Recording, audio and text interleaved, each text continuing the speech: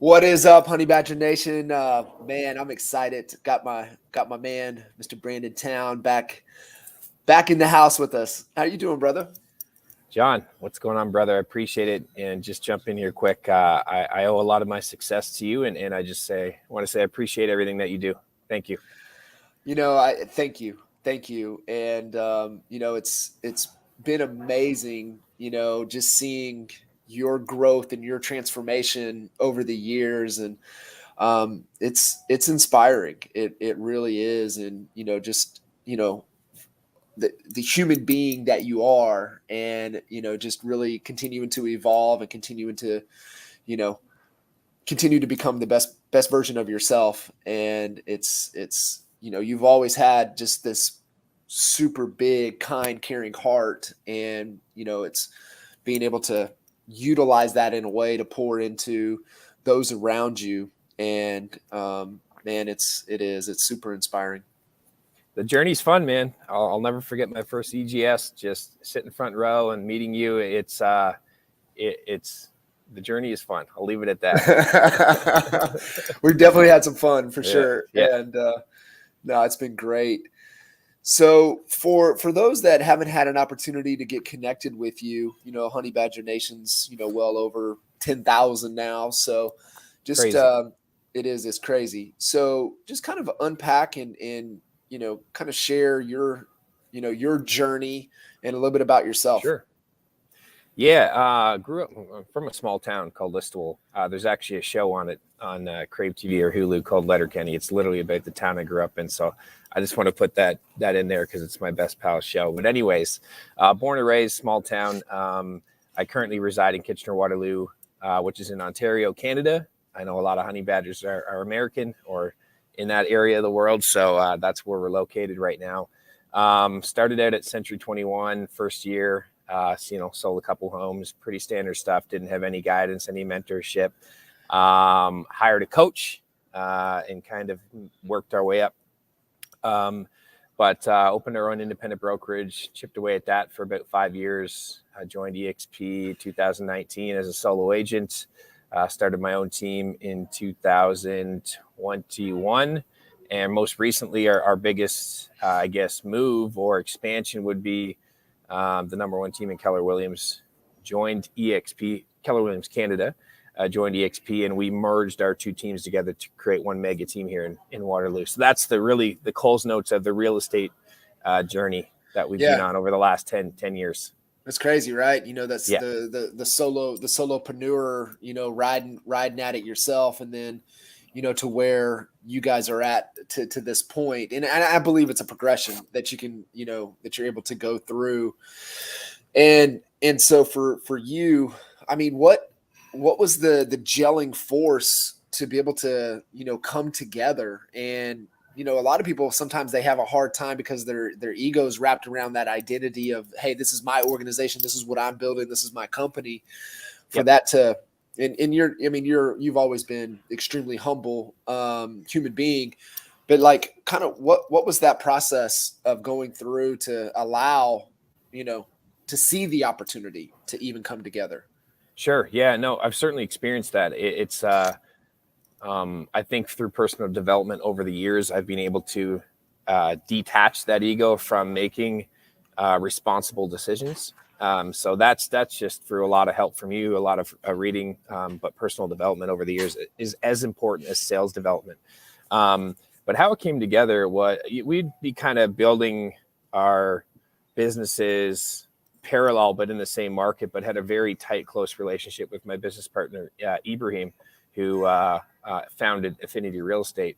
And that had been going on for a couple of years, a lot of mutual respect with each other. So we spoke, often through texting, calls, social media.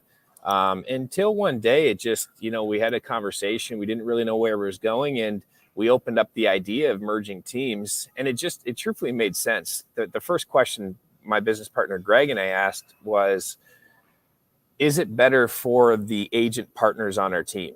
Right. That's the only way that this all made sense at all. And it truly was based on the model. And they were certainly ahead of us as far as value and what they could offer the real estate agents. So it just made sense. And so I did have to detach the ego from was really the brand that we had created. That was probably the toughest part, truthfully. Sure. It was special. It had meaning. People, our database, our sphere of influence, they appreciate it. They liked us. So that was probably the toughest part about the whole thing, which truthfully, I mean, a brand's a brand. That was okay for both Greg and I. And again, that's where we just had to detach the ego from the decision, and we made it in a couple days. So what was the decision? So like, I think this is good to unpack for everybody, is that what was the guiding light to make that decision? The guiding light to make that decision, well, how we could collectively do what our ultimate vision and goal was, and collapse time severely, right? Well, what we were literally trying to build the same business model that they had, and it probably would have taken us 3 to 5 years longer, and we could have it right now. Yeah. And so it made sense for us and our goals and what we truly wanted to do with the business. As we know, there's a lot to learn when you're taking on a leadership role and running a team. And we grew our team from nothing to 11, 12 agents in 6 months. So it happened very quickly, very fast. And so we had to make those decisions. We found out what we liked and didn't like pretty quickly. Greg and I understood our roles. We stayed in our lanes, and we still do what we were already doing at our previous team. We're still doing the same role here. We just can grow more exponentially now with more resources. And we're proving that very quickly here locally. I love that. And, for the answer, right, the guiding light is, and I love that, right, collapse time, but it's also in pursuit of what you guys are in pursuit of, right? What's that vision? 100%. What's the goals, what we have? And I think that's where a lot of people get tripped up in trying to evaluate opportunities, is that they don't have that guiding light to base that decision off of. And they don't know the right way to evaluate opportunities. And they may say yes to something that's actually going to move them further away than move them closer to where they want to be. And so that's, is super, super important.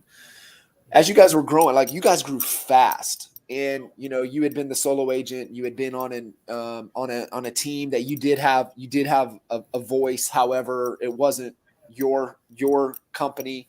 Correct. And so when you made that venture, the solo agent, and then you and Greg came together and decided to grow, what were some of the things that allowed you guys to grow so fast? Truthfully, leading with production. I would say that was the number one thing. Leading with production, treating the real estate agents like they're also your client, they're your second client. And so we had created a nice image, a nice brand. We were producing and selling a lot of homes. We were building strong relationships with other real estate agents all simultaneously, and things just happened really quickly. And so that's how we were able to grow from no agents to 11, 12 agents. I don't know the number. I should know it. We'll call it 11. So quickly. And it was from people noticing the production. It was referral from other agents that worked at other companies. Like, it was a combination of social media, people just reaching directly out and that had been following us. And so it was all organic. It was nothing outbound. It was all inbound very quickly. Yeah, I think there's a lot to be said, right? You never burn a bridge. You've always treated the other agents with the utmost respect. So you look at it over time too, right? The deposits that you've made into the real estate community as a whole. And, you never know when you're going to have to align to get a deal done. And even more so, align if you want to, attract agents that want to be, in proximity, be able to have an opportunity to work with you. And I Absolutely. Being able to see that. And Greg's done the same thing, right? You guys invest in relationships, you pour into people, and people gravitate to that. I agree 100%. What is what is it, we kind of, put around here leading with culture. What is culture, mean to you? Yeah, you know what? I looked up the definition of culture the other day when we were leading up to this, and I don't even remember what it said, um, because I think it can mean so many different things. I also think it's used very loosely in sales, but most importantly in real estate. You hear it all the time. We have the best culture. Well, what does that actually mean? Um, and I think it's really a combination of a lot of things. But most importantly, I think people want to feel like they're part of something special, unique, different than what the other options are right there. And so we've carefully pieced together more so like a weekly plan in terms of, and that has created an incredible culture, and why we have a very, very, very small attrition rate, why barely anybody has actually, left the team, and why we believe that we'll continue to hold that rate, 10 times below what the average real estate attrition rate is. And so I can unpack that a little bit. Yeah, absolutely. I would love for you to. Absolutely. Yeah. So we don't have we don't have too many mandatory requirements within the Affinity umbrella. But one thing is our weekly team meeting. It's every Tuesday at 10:30. We certainly make sure that everybody's there. We have a 97% attendance rate, and we have 40 real estate agents on the team. So very, very good. And that's one opportunity for us to come together. We create relevant information that we provide each week. We usually have a guest speaker. We do a lot of mind right within that call. We also, once a month, this is one of the most important parts of the actual culture within the team, is we have everybody on the team vote on who they thought was the best cultural leader for that month. And that's the highest form. That's the highest. We certainly appreciate what's that criteria. What's the criteria the side of things. Yeah. So it's who that every single person on the team votes every month, and who they believe contributed the most to the culture, who contributed the most to helping other people on the team. Certainly who's super present within the office, who's just in that dynamic on a weekly basis, but also who it was for the entire month. So we vote, and then we present that person with the cultural award for that month. And it's the most prestigious award you can get at Affinity Real Estate. And we actually give out a significant, award for that.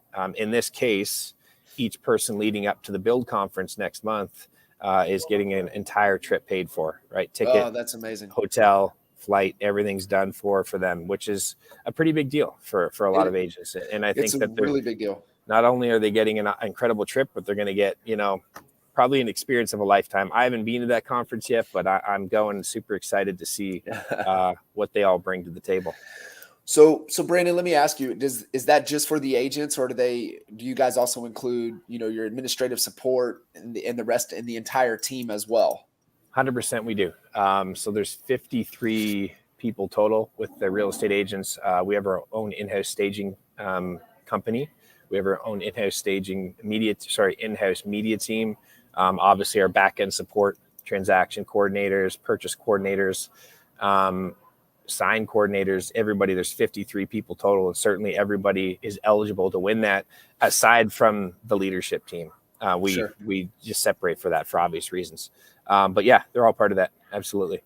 I'm so glad you said that. And one of the things that we typically find with companies, especially real estate companies, is that the silos that form between sales and operations. And when you tend to only give praise and recognition to your salespeople, that makes your operational support people that are just as important don't feel as if they are being valued. And we did the same thing. And because we saw the silos forming, and the complaints were, hey, they don't value me, they take advantage of me. Right. And so what we did is that we acknowledged core value behavior. So if somebody was representing one of the values, like one of ours has always been learn like you're going to live forever. We believe in personal and professional growth daily. And so when somebody was demonstrating that value, we would acknowledge it. Just like we would acknowledge somebody put a deal under contract. We would acknowledge somebody took a listing, somebody closed a transaction. And part of what you guys have done is then we would just say whoever had the most for the week, they got recognized, for that week. I love what you guys are doing, acknowledging it for the month and making a big deal about it. That ties back into culture. And 100%. Yeah. That's really cool. We believe if you take care of the people will take care of the business 10x. And it's very proven that is the case. Certainly, again, too, like selling homes is very important. We all know that. And certainly the people that sell a lot of homes get acknowledged at different areas and different parts of the year. But it's really leading with the cultural aspect of it. So on top of that silos into our Wednesday. And every Wednesday we have our call night. And that our call nights are prospecting night. That's from 5 to 8. And it's really important that everybody show up for that for obvious reasons. So we can help, we can listen in on calls, we can discuss situations that they're going through, how they can convert leads to appointments, how we can get those appointments to like, know, and trust them to become an exclusive client. But certainly after that, we have a big meal as a family at 8 p.m. And that just gives us time to kick back, separate the business from the personal life, and really get to know each other on a deeper level. It's a lot of fun. We just, our call night was last night. We had a great time. I think we had around 25 people show up last night, and it's a good opportunity. Also, if you are attracting and recruiting agents to your team, that's a perfect place to invite them to. So they can feel the family dynamic, they can feel the community, they can feel the culture. And we had, an amazing agent join us last night. They were there for the entire time, and they stayed till 10 p.m. So do you think that there's a higher percentage conversion opportunity there for that agent to join the team? Yes, absolutely. Right. So great opportunity for that too. Yeah, no, I love that. So you guys have your weekly, training, you have your weekly call night, family night, break bread, be able to connect on a more personally relevant, as well as, the professionally relevant. Once a month acknowledge. What else does that week look like from a cadence and a rhythm for the organization? Yeah, so because the organization has got to, around 40 sales representatives, we've broken them down into different pods. And so Greg's a big piece of that pillar, where he's working directly with those specific pods on their specific needs within the business. So that also gives the people within those pods another opportunity from an accountability standpoint to work together. So that has been very helpful in creating that second level leadership within some people as well too. So you're working within that pod to work together. That's been very helpful as well. Yeah, that's fantastic, especially when you have that. You start to get that big of a head count, that big of an organization that's buzzing and vibrating at that level. And the encounters coming in is to where they can still feel connected, right? Sometimes when the organizations get that big, they feel possibly that they're out there on an island all by themselves. Mm-hmm. So being able to create that as well is key. Mm-hmm. Mm-hmm. With kind of that role in kind of the kind of the cadence and the culture, what's the standard that you guys have within the organization? Like, I mean, at what point do you say, hey, maybe this is not a fit for you, maybe it's time for you to move on? Like, what's that accountability and that standard that you guys are holding within the organization? Yeah, that's a good question. we have the leadership team has a level 10 meeting once a week as well too. So that's our opportunity to really go through exactly what's going on at a high level within the organization. And so, you know, we certainly want to be a production focused team, but if we have an agent that's putting in the work, they have a good heart, they're doing all the things that we're suggesting to do, when they're not quite getting the results, we're certainly not going to give up on them. We're going to work with them and continue to work with them, especially if we see a bright future. So, as we know in this business, sometimes a person or an agent, they'll get it really quickly. Sometimes it takes them a little bit longer. So we want to make sure that we evaluate that specific partner or real estate agent to see, if the amount of time investment we're putting into them is going to come together. And if the amount of time we think it's going to take for them to come together, if it makes sense to stay with the organization. That's kind of, so it's almost it's not a specific, like it's this or you're out kind of thing. It's evaluated on a person-to-person situation. Do you, I mean, I get that wholeheartedly. Right. And sometimes I feel leaders and organizations, like they base everything solely just on the production and the production standard. Yet there's a human element to it as well. So one of the things, and we used to always evaluate this, right? It was 50% culture, 50% whatever your roles and responsibilities and your agreement of success was. And so is this the standard, holding the standard on the human side of things? How hard do you guys look at that more so than the production side? It probably at least 50-50, if not more heavily weighted. I don't have an exact sliding scale for it, but very heavily. Yeah, very heavily. Yeah. I think it's super key, right? I mean, if they kind of show the character traits that we're looking for within our organization, and they don't, they're not they're not sucking the life out of the environment, out of the culture, and they're pouring into it. Mm-hmm. And, are there certain things that you guys look for in agents to be a part of the team that are kind of like non-negotiable? Yes. So the interview process is, and I use that term lightly only because we don't treat it like an interview. It's just as important on who we bring on, obviously, to maintain this culture as who we don't bring on. We certainly probably, I don't want to say turn down, but it's kind of what we do probably more than we bring on, the amount of conversations that we have. And that conversation, and we'll tell them this isn't an interview. This is a deep personal conversation to get to know you on a deeper level. That's the type of language we're using when we're meeting with a potential business partner for the Affinity team. Okay.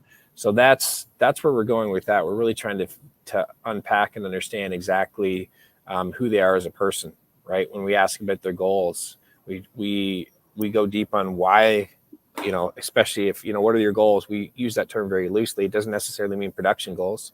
We really want to know like what they're thinking and what they're thinking about, and why.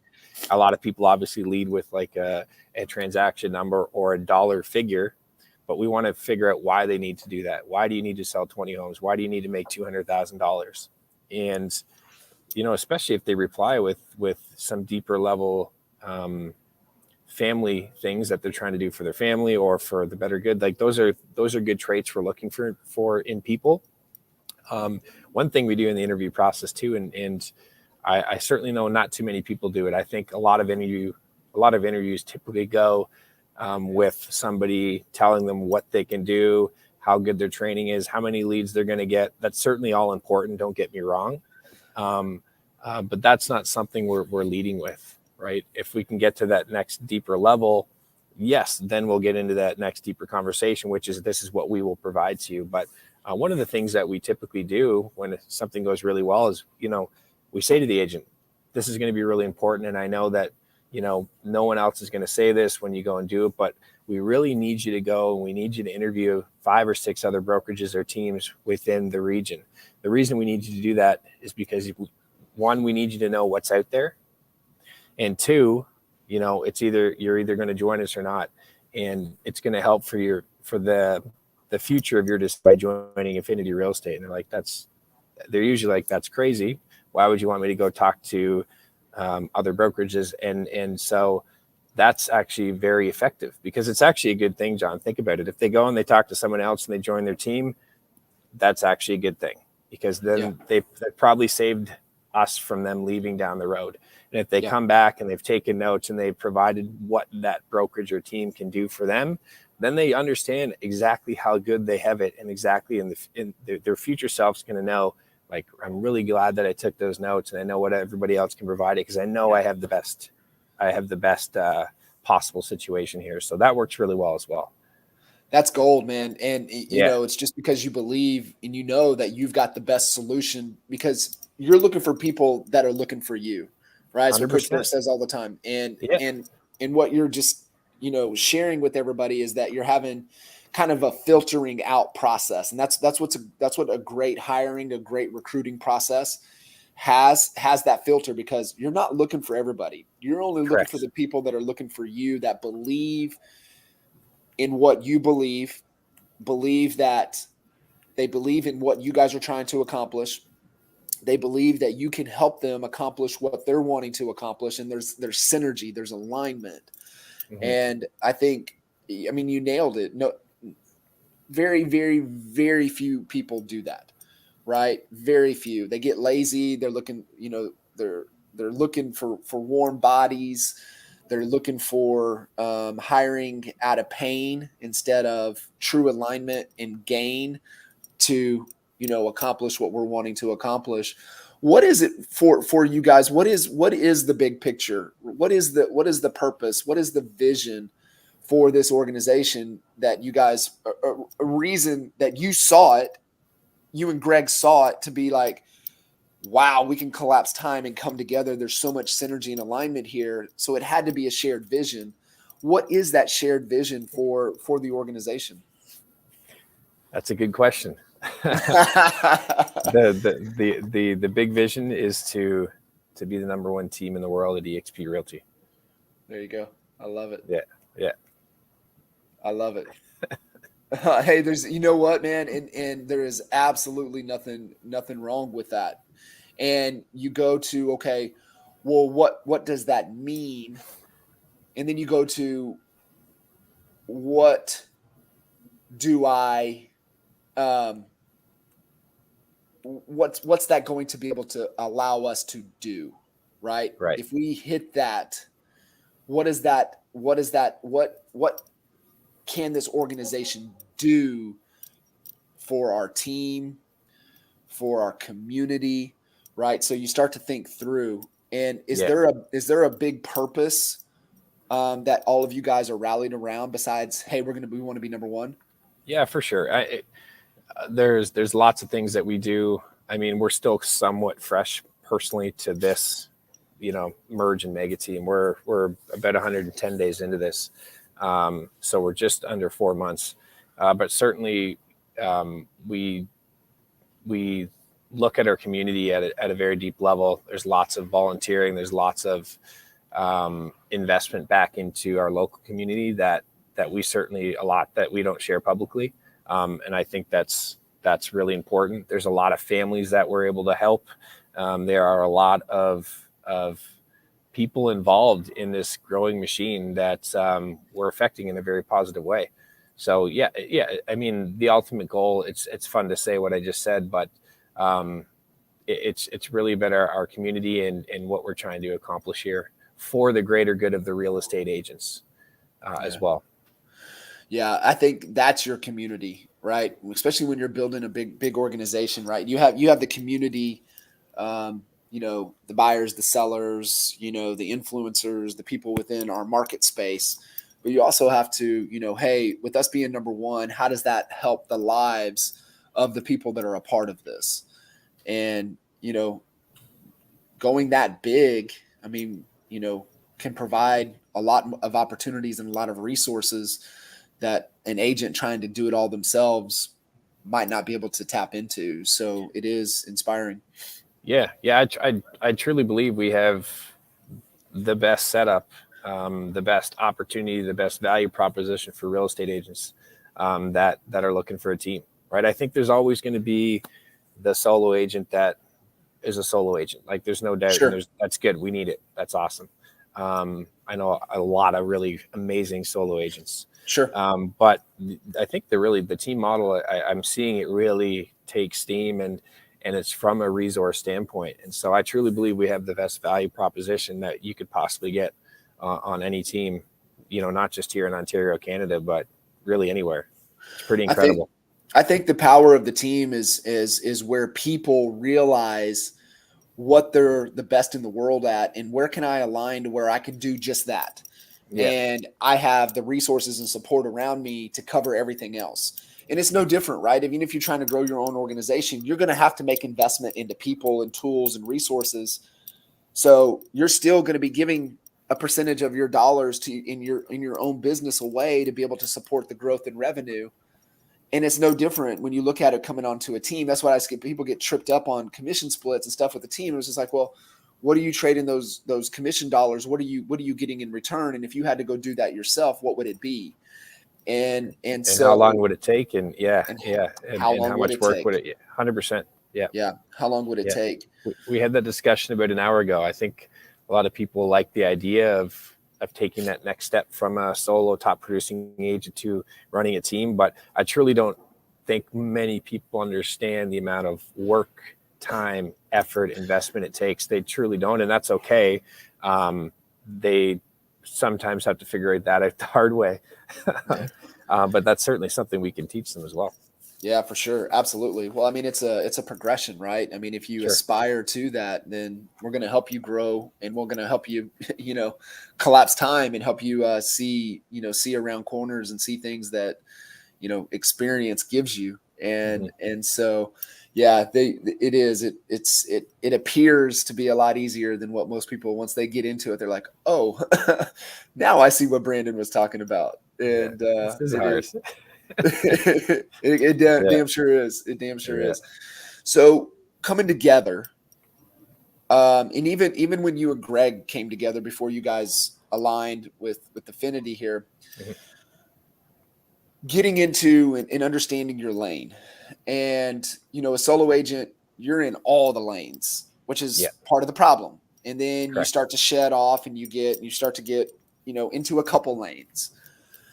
But from a leadership standpoint, when you guys come together, like, where does that gel, give and take conversations need to be to really say, okay, hey, this is my superpower. This is the lane I need to be in. That aligns, right? That aligns within the model in pursuit of us being the number one team on the planet.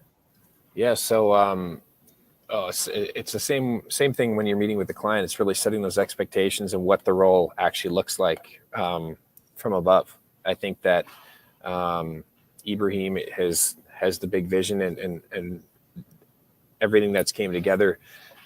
He helps us lead as well. He helps us become second level leaders, which is really what he's good at, and that's what he's good at with our real estate agent partners. Myself, I still produce. I love production, but that still helps with the ultimate goal of the transaction becoming the number one team. I can feed into that. On top of that, I focus on the talent acquisition within the Affinity team and the umbrella.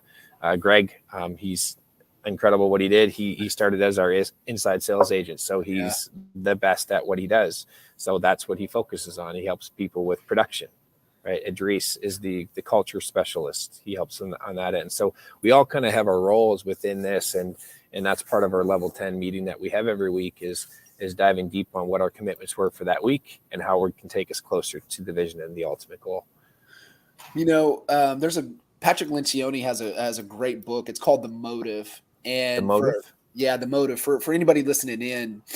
And it's in typical Lencioni fashion, it's a fable, format where they tell a story, and it's these two CEOs, and one's trying to merge an acquisition with the other, and how they behave, and they ultimately come together, but they realize that they both don't need to be CEOs, right? One of them that's more their role. The other ends up becoming head of marketing, and that's Right. more of their role. And I think that, is just a great lesson when you look at coming together to collapse time, to go faster, or to go further, really, right? Faster and further. Faster and further, but yet not holding on to, well, I have to be I have to be this title. This is my identity. And it's a great book. And it really helps unpack that a little bit for people that are kind of wrestling with that. Is like, hey, is this really what I should be doing, or should I be doing this? So if anybody's kind of in that situation, it's a great short read. And in typical, what I love about his books is that he'll tell this story and then he'll tell all the lessons and then how you can apply it. So it's The good. Motive. It's called The Motive. Patrick Lencioni. Yeah, it's a must. Brother, what should people be thinking about, right now from their culture and their leadership that they might not be thinking about as we're moving into a market of transition, and that they're maybe not thinking about or doing, that you would say, hey, like, you can't take your eye off of this? That's a good question. Yeah, we're certainly experiencing a transitioning market. It's a market's a market. It's challenging, but with challenges come opportunities. So, what we're starting to redial back in is certainly really understanding the metrics behind the business. I mean, at the end of the day, we still there's going to be a lot less sales in our market over the next 12 months. It's happening, and it's going to happen. Sales are going to be down. They're down like 25% right now. It's just, that's the reality. So we need to really figure out how many conversations. It was what Coach Burt actually just talked about in training today. We need to figure out how many people, right? This is a collision game. We need to figure out exactly how many people we need to talk to, exactly how many people we need to talk to set an appointment. How many appointments do we need to set to have an appointment? How many appointments do we need to have to convert them to a client or a listing or a buyer? I think the metrics and just really having that scoreboard up all the time is something that we are getting back to. We weren't doing it, and we just brought it up in Tuesday's meeting. It's happening. So that's coming back, because we really now more than ever, there's going to be less business. There's way more real estate agents. There's going to be a lot more less homes that are sold. So where's that business going to be? First of all, there's going to be a lot of agents out of business in the next 12 to 18 months. I guarantee it. So we need to figure out exactly how many people we need to talk to. How many people every single day do we need to talk to hit our commitments that we made for the year? Yeah. And it's that daily commitment of things within your control that's going to help you move the business forward. And the only way you do that is unpack it and reverse engineer down. And I loved what you said. I loved what you said, man. It's get visibility, right? It changes behavior. And I think the way the markets have been, even for you guys and then us in the States, is that it's been so fast that, like, you're just moving so fast. Things are moving so fast. It's crazy. But they haven't been able to, we got away with bad behavior and haven't been looking at the data, haven't been looking at the scoreboard. And so where a lot of agents are lost is because they're lost, or they're confused because they can't see. And it's like flying the airplane without any of the instruments, any of your panels. Right. And it's dark and you're heading into a storm. And so you've got to get the visibility. You got to get the dials. You got to get the scoreboard, and it needs to be up. It needs to be public. That's where the exponential, change happens, is when you've got the data and it's visible. Big time. Big time. I love it, brother, man. Well, I greatly appreciate you always jumping in, always adding value. Like I said, man, it's just been an honor to have known you throughout the whole progression, and I'm so excited for you and Greg and y'all's families and the organization and everything moving forward. I appreciate it, John. Thanks so much again. I always learn a lot from you, and it's always a great experience to be on this. Thank you. All right. Appreciate you, brother. We'll see you. Bye. Bye.